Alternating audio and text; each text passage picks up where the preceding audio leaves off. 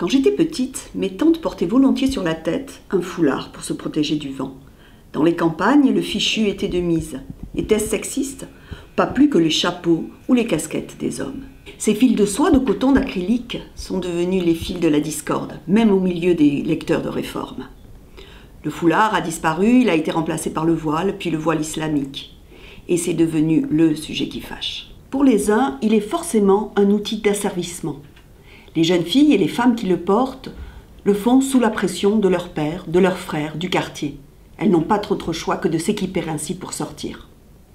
Pour les autres, au contraire, ce voile islamique est un témoin d'une foi et quelque chose qui a trait à la liberté religieuse.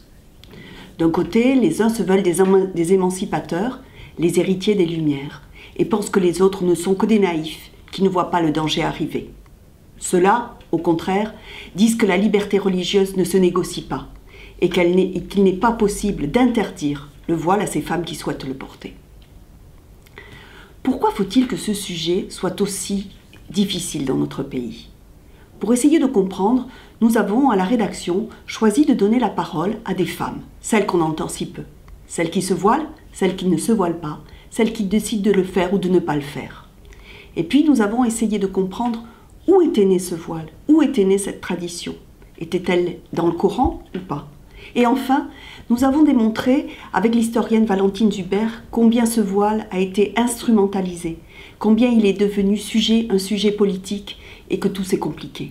Pourquoi faut-il que dans notre pays, des ministres jettent des anathèmes, des paroles dont ils ne mesurent pas les conséquences, tant ils sont envahis par leurs calculs politiciens?